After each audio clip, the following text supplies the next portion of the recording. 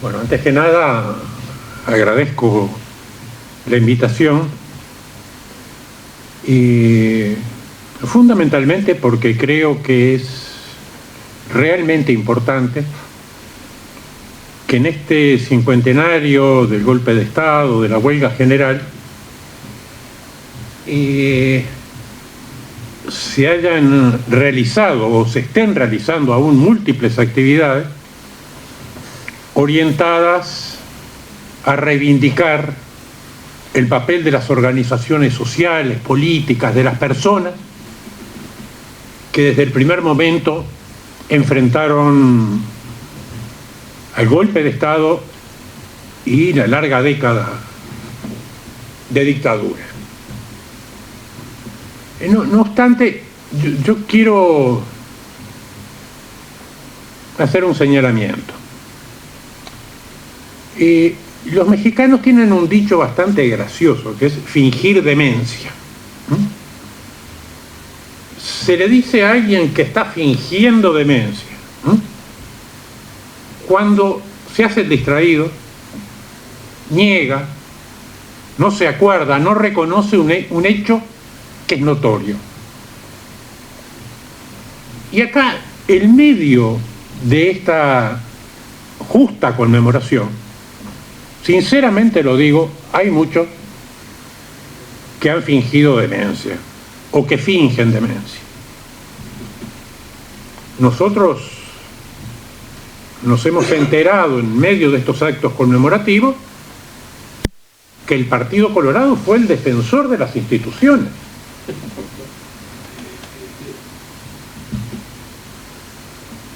Nos hemos enterado en medio de frases más o menos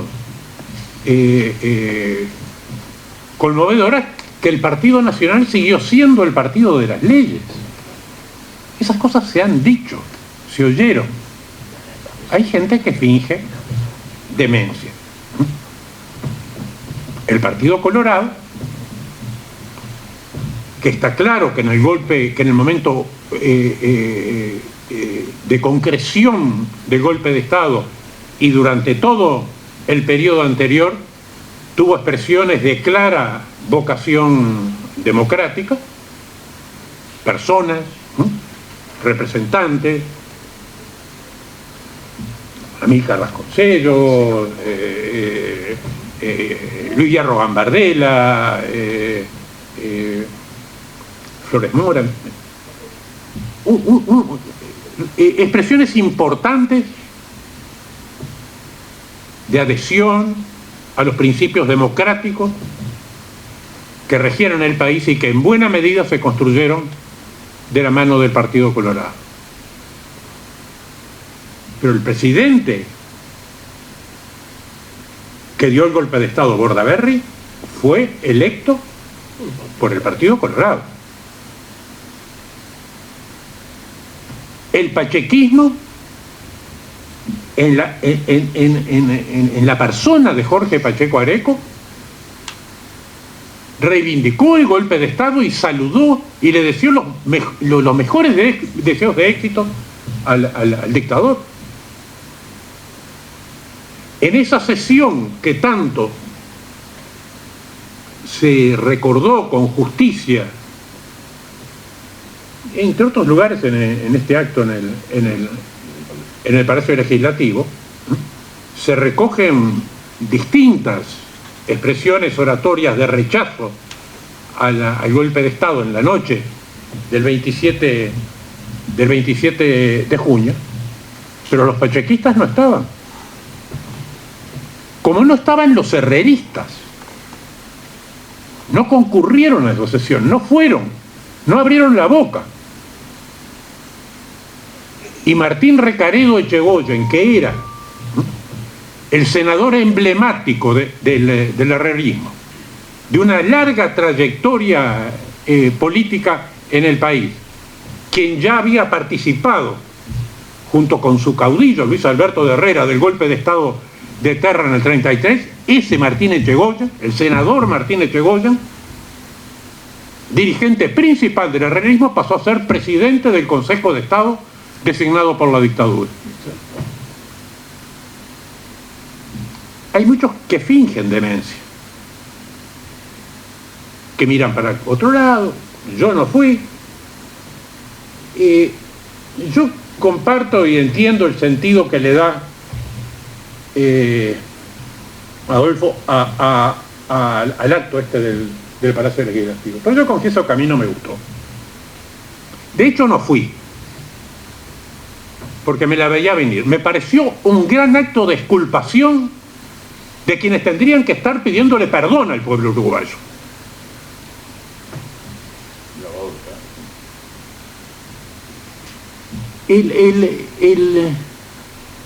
La presidencia del Senado,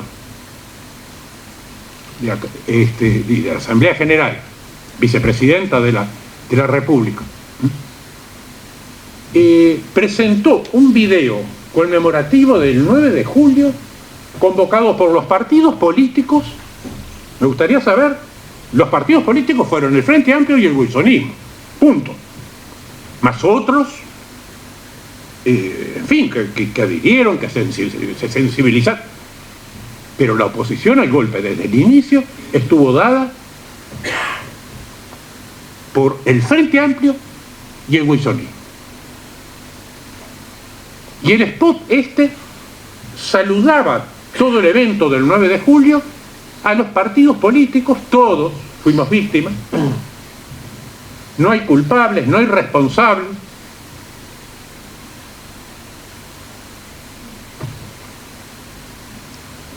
Ni del lado del pachequismo, ni del lado de los herederos de aquellos que Wilson mencionaba como los blancos baratos.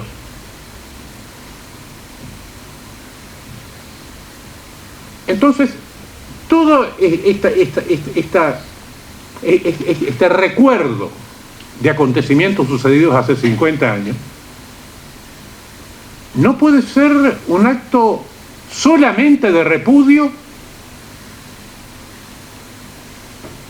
a Bordaberry, a los militares que lo acompañaron, que avasallaron, que convirtieron en víctima a todo el sistema político, porque no es cierto. No todo el sistema político fue víctima del golpe de Estado. El golpe de Estado tuvo cómplices y cómplices muy importantes. Tuvo la mayoría del Partido Colorado y otro, y a la minoría del Partido Nacional, el herrerismo. Yo no pido que nadie salga a la plaza a autoflagelarse. Es otra generación, pasaron 50 años. Los hijos no necesariamente son responsables por los actos de los padres o de los abuelos. Pero tampoco se trata de distraerse, de fingir demencia y de considerarse como víctimas. No hay una palabra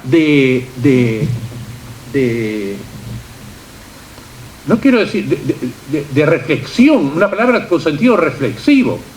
Ni siquiera estoy pidiendo autocrítica, estoy pidiendo apego a la verdad. Y en buena parte la tónica de todas estas celebraciones está matrizada por este ocultamiento de la verdad. A mí ese acto del Parlamento, confieso que no me gustó. Todos santos, todos en el altar de la democracia, nadie tiene nada que reprocharse. No me refiero a las personas, me refiero a las organizaciones, a las estructuras que han recorrido, recorren y seguirán recorriendo el país. El golpe de Estado no tomó de sorpresa a nadie, no tomó de sorpresa al movimiento estudiantil, está claro. Si no nos hubieran ocupado las facultades que se ocuparon, si no, a las 9 de la mañana del 27 de junio no hubiera estado el Paraninfo de la universidad repleto y las escalinatas de acceso a la universidad de estudiantes que se manifestaron por primera vez después del golpe a las pocas horas para de ahí ir a ocupar los centros de estudio y mantener la huelga en la universidad por los 15 días que ella duró. Los documentos de del Comité Ejecutivo de la Federación de Estudiantes hablaban desde mucho tiempo antes de escalada golpista. Al hablar de escalada golpista, de lo que se estaba hablando era de sucesos que se acumulaban para culminar en una disolución de la institucionalidad democrática del país. Se hablaba en esos términos desde el momento en que el gobierno de Pacheco Areco, durante 2/3 del tiempo de su duración, estuvo bajo medidas prontas de seguridad.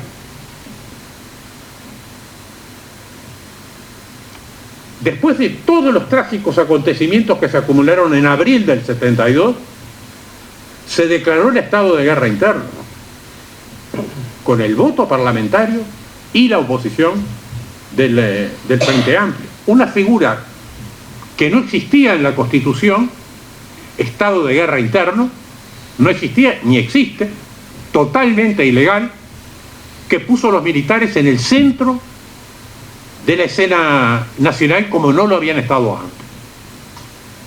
Pocas semanas después se aprueba la Ley de Seguridad del Estado y Seguridad Pública, era, ¿cómo se llamaba? El nombre era Ley de Seguridad del Estado y Orden Público,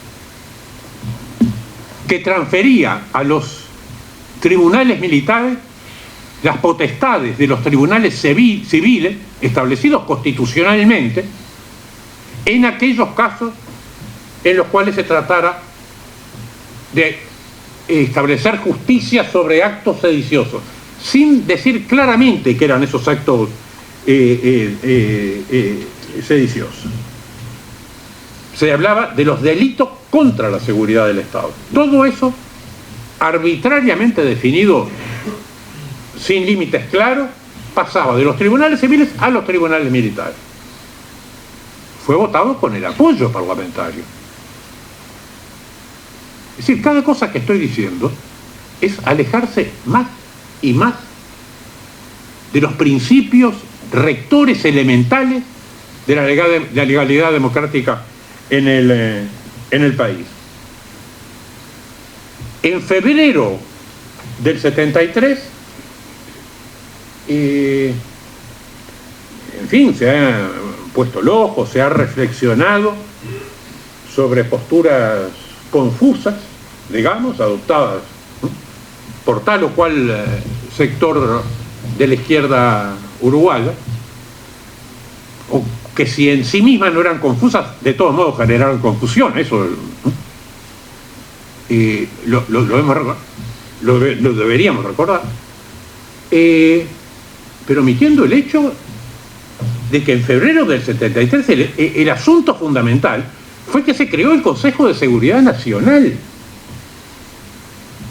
El Consejo de Seguridad Nacional tenía competencia, otro organismo no previsto en la Constitución, era un organismo adjunto al Poder Ejecutivo con competencia sobre todos los problemas de seguridad nacional, comprendiendo cuestiones políticas, económicas y sociales.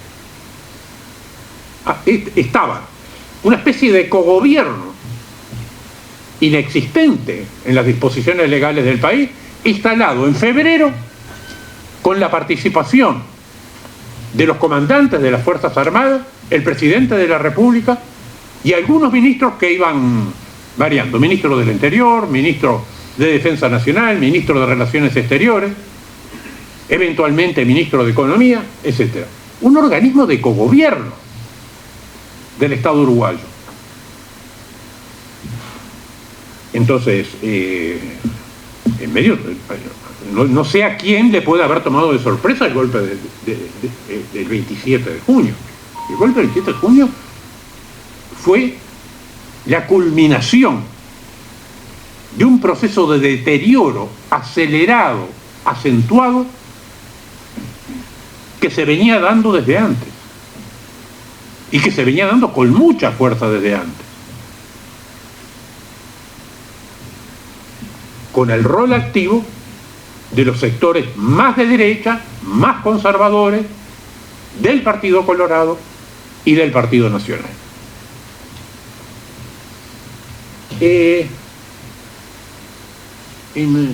la versión de la vicepresidencia, representada por la vicepresidencia de la República, los partidos, sin matices, se volcaron a la defensa de la democracia después del 27 de junio. Es muy vergonzoso que eso se haya dicho.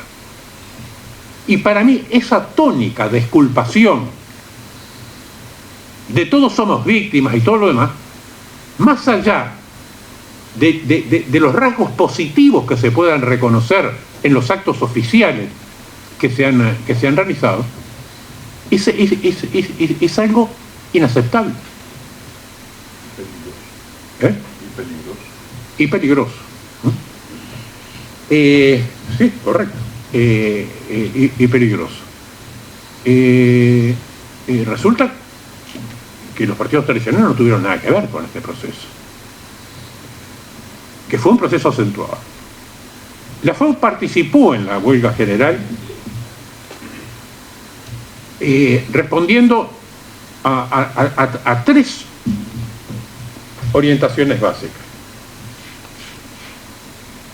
La primera de ellas, sin duda, era la defensa de la autonomía universitaria, de la legalidad democrática en la universidad. En la declaración, este es el tema que se pone en primer lugar. No era arbitrario plantearlo así. Quien había sido ministro del Interior de Jorge Pacheco Areco, Eduardo Jiménez de Arechaga, en 1968 elaboró un proyecto que no prosperó, de destitución de las autoridades universitarias. Y elaboró un cuerpo doctrinario destinado a fundamentar, justificar la negación de la autonomía universitaria. Era evidente que el problema de la autonomía universitaria era un problema que había recorrido todos esos años de forma extremadamente compleja. Liberarse murió en una movilización en defensa de la autonomía universitaria, después de que los locales universitarios fueran ocupados por la policía, en fin, ¿no? En el marco de las medidas prontas no por la policía, no, por el ejército, en el marco de las medidas prontas de seguridad a principios de agosto de 1968. El tema de la autonomía era un tema recurrente, convocante, fuerte, de notable importancia. Obviamente esto estaba vinculado al rechazo al golpe de Estado, a la reivindicación de la legalidad democrática y al pedido de renuncia de Bordaberry, segundo elemento de la proclama de la FAU. Y el tercero, que era fundamental, era la solidaridad con el movimiento sindical, la solidaridad con el movimiento obrero, el apoyo a las ocupaciones de los centros de trabajo. Y sobre esto simplemente una nota. La Federación de Estudiantes Universitarios era una organización gremial, no era un consorcio de partidos políticos. Los partidos políticos, las juventudes de los partidos políticos actuaban en la universidad y en la FEU, pero con la mediación de los gremios, de las masas, en instancias unitarias, que eran los centros, los centros de estudiantes. Había cumplido un papel a lo largo de los que en ese momento eran sus 44 años de historia, un papel importante en infinidad de causas democráticas, populares, desde, no sé, la solidaridad con la República Española, el antifascismo, de los años 40, el apoyo a la revolución cubana, el rechazo a todos los fenómenos que pautaban y generaban una cultura, ¿no?, juvenil en aquel momento, como fue sin duda la fuerza carismática de la revolución cubana, el repudio a la guerra de Vietnam, los movimientos anticolonialistas en África, los movimientos por los derechos civiles en Estados Unidos, el conjunto la solidaridad con el conjunto de movimientos democráticos y revolucionarios que atravesaban toda América Latina, el rechazo al golpe de Estado en Brasil, por supuesto, al golpe de Estado de Onganía en el 66 en Argentina. Todo esto estoy hablando en 10 años, ¿no? Es decir, era una generación, de la que estamos hablando, de una generación que vivió todo esto prácticamente al mismo tiempo. La invasión a República Dominicana en 1965, la gesta del Che Guevara en Bolivia, pero también, y con una enorme influencia, por lo menos en parte sustancial, ¿no?, de la juventud universitaria, que fue la experiencia de lo que se llamó la vía democrática, la vía chilena al socialismo, ¿no?, y el triunfo de la unidad popular con la presidencia de Allende en 1970. Es decir, acontecimientos que definían una época extremadamente convulsa y de la cual los estudiantes se hicieron cargo. Y en ese marco, cuando se creó en octubre del 66 la Convención Nacional de Trabajadores, como bien se recordaba, a la FEU se le asignó un lugar, si se quiere, muy simbólico, sin derecho a voto, pero un lugar, ¿no?, en la mesa representativa de la CNT. Lugar con el cual la FEU trató de cumplir regularmente. Pero además, y esto es algo, en fin, que quedó en la lejana historia, pero fue una experiencia, y en la huelga en general se demostró, de enorme importancia. La FEU, los centros afiliados a la FEU, participaban en todas las mesas zonales, que ese fue un invento de la CNT para enlazar al movimiento sindical con intereses sociales, populares, a nivel del barrio. Es decir, en las mesas zonales participaba la Comisión de Fomento de la Escuela, participaban, bueno, los sindicatos de ese barrio determinado, fuera el Cerro, la Teja, la Aguada, ¿no? Participaban organizaciones religiosas, a veces, incluso instituciones deportivas. Recuerdo que una vez fui a por el lugar de mi centro de estudio, a nosotros nos correspondía la Ciudad Vieja. Fui, y un activo participante de la mesa zonal Ciudad Vieja era el presidente de un club que yo no sé si sigue existiendo, el Club Watton, ¿no? Bueno, el individuo iba ahí, ¿no?, participaba, hablaba, y su preocupación no es que solo se hablara de la huelga general, no, se hablaba, cuando había que hablar de la huelga general, se hablaba de los problemas del barrio, de cómo los sindicatos podían ayudar, de cómo el barrio podía ayudar a los sindicatos. Y este hombre hablaba de cómo el Club Watton podía ayudar a todo el barrio, ¿no?, para mejorar sus condiciones sociales, para que se establecieran a través de convenios áreas deportivas, en fin. Era una cosa muy amplia. En esas mesas zonales, la FEU actuó con absoluta responsabilidad. Se participaba en todas las que estaban a nuestro alcance, o al alcance de los centros de estudiantes que correspondiera. Servían seguro para socializar, para establecer cuestiones comunes, pero también servían para apoyar tal o cual paro general, para apoyar tal o cual campaña emprendida por la CNT. Menciono esto para decir que la expresión que en la huelga general tuvo la unidad obrero estudiantil, en diferentes acontecimientos que se dieron durante la huelga, el apoyo que el movimiento estudiantil dio a los ocupantes de fábricas, de lugares de trabajo, en la medida de sus posibilidades, el apoyo a las actividades propagandísticas emprendidas en medio de la huelga. En fin, las cosas que se hicieron durante ese periodo no fueron casuales, estaban cimentadas. No, hay una huelga general, ¿qué hacemos? ¿Vamos? ¿No vamos? No, se sabía que la huelga general era nuestra también, de que teníamos la obligación, el imperativo moral de participar. Participaron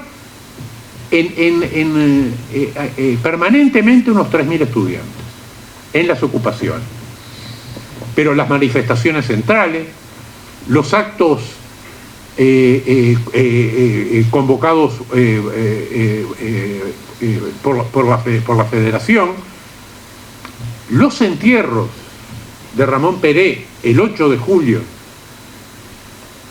cruelmente asesinado en las cercanías de la Facultad de Veterinaria, de espaldas y pintando un cartel, una cosa que escapaba a cualquier posibilidad de comprensión de cómo había ocurrido eso.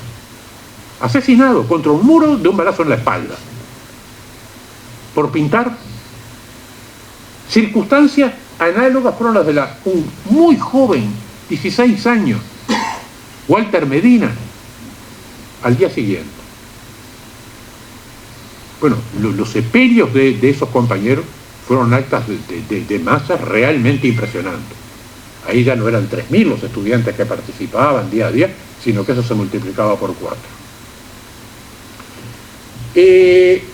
Y ni que hablar la manifestación del 9 de julio.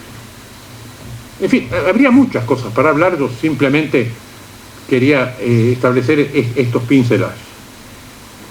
Pero por lo último, para terminar, dos cosas. La primera,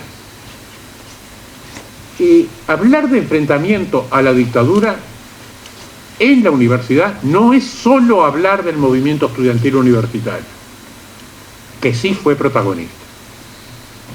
Indisolublemente es obligatorio hablar de las autoridades universitarias. El Consejo Directivo Central de la Universidad sacó su primera declaración el mismo día del golpe de Estado, el 27, con un rechazo absoluto. El texto es accesible, está disponible, de absoluto rechazo al golpe de Estado. La Asamblea General del Claustro, el organismo más representativo, deliberativo de la universidad, se estableció en sesión permanente. Hijos de vecinos, digitados, integrados por partidarios del nuevo régimen. Se intervinieron todos los entes autónomos, todos los servicios descentralizados, pero la universidad no se intervino. La universidad vivió en un limbo desde el golpe de Estado, desde el 27 de junio hasta su intervención el 30 de noviembre. Y en medio de eso se hicieron las elecciones universitarias. El resultado de las elecciones universitarias no fue el que esperaba la dictadura. Votó el 95%, eran obligatorias, votó el 95% del padrón universitario, que el rector Liechtenstein lo había, antes de que terminara la huelga, el 11 de julio lo había comunicado la Corte Electoral, elecciones supervisadas, como todas las que conocemos, con mesas, funcionarios de la Corte, etc. El 95% de participación. La FEU, en el ámbito estudiantil, sacó el 66% de los votos. Fueron análogos los porcentajes a nivel de docentes y de egresados. Es decir, fue una derrota muy dura para la dictadura. ¿Puedo hablar 4 minutos más? No, es que no me cuenta que me pongo larguero porque está. Pero lo que quiero decir es esto. Es decir, cuando pasó el golpe, se levantó la huelga y todo lo demás, los universitarios nos encontramos, calculen, el 12 de julio, que julio, agosto, septiembre, que 2 meses después teníamos este lote de las elecciones universitarias. ¿Qué hacer? Se reunió el Consejo Federal de la FEUC y se expresaron 2 posiciones, básicamente. Una que sostenía que era inaceptable ir a unas elecciones universitarias totalmente en un clima represivo como el que existía, que las elecciones universitarias iban a ser una farsa, que la mejor respuesta a esa convocatoria electoral era la abstención o el voto en blanco. Eso por un lado. Pero por el otro lado, muchos de quienes integrábamos la FEUC entendíamos que más allá del costo que podía tener, era importante, muy importante, entender que teníamos la oportunidad de hacer un plebiscito contra la dictadura. Pero no solo un plebiscito que involucrara a los universitarios. La propuesta era hacer una campaña electoral mucho más allá de las aulas universitarias, de los locales de las facultades, del lugar donde concurrían los estudiantes. Esa campaña naturalmente había que hacerlo. Pero nos sentíamos con la obligación ante el movimiento popular de no desperdiciar ese evento para hacer un plebiscito contra la dictadura. Por lo tanto, la campaña tenía que mirar, hacer que la gente mirara, pretender que la gente mirara hacia la universidad ese día, que era el 12 de septiembre. Por lo tanto, la campaña electoral, las pegatinas, los actos de las elecciones, todo salvo la proclamación de candidatos, no hacerlo dentro de los locales universitarios, sino fuera. Entonces los estudiantes del interior viajaban a sus departamentos con los afiches de la FEUC. Elecciones universitarias, un voto por el pueblo, era la consigna. Los afiches de la FEUC se encontraban en los barrios, en las paradas de los ómnibus, en los muros. Todavía teníamos, en medio de esa campaña, teníamos acceso a la prensa. Yo fui a la televisión. Yo fui a un programa periodístico central de Canal 4. Me sacaron entrevistas. Tengo una guardada, me la regalaron hace unos años, que alguien la encontró en el Popular, diciendo, vamos a un plebiscito contra la dictadura, vamos arriba, muchachos. En una entrevista. Todo eso después del golpe. Seguro, esto podía tener un costo importante.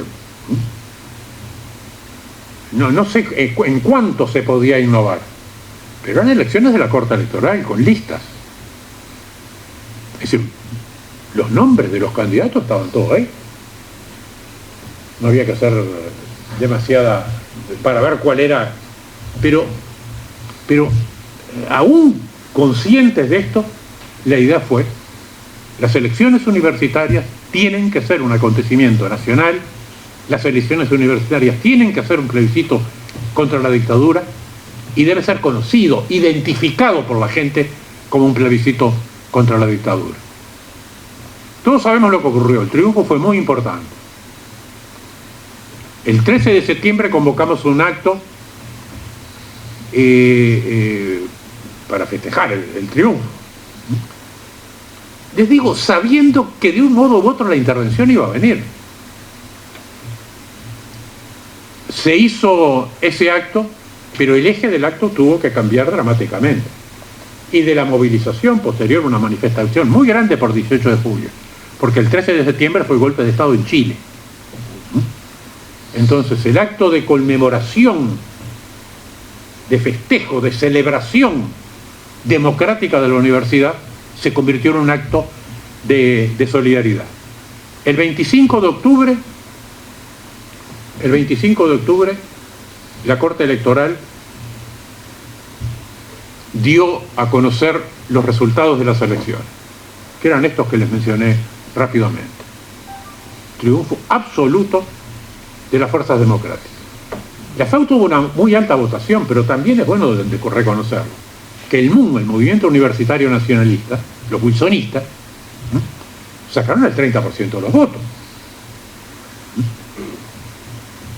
Con una plataforma también de defensa de la autonomía universitaria, etcétera, etcétera. Ellos decidieron que se tenían que dar su propio perfil, se lo dieron.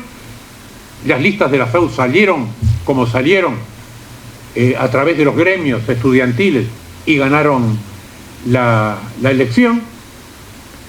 El MUN de esa época no era un MUN anti-FEU, al contrario.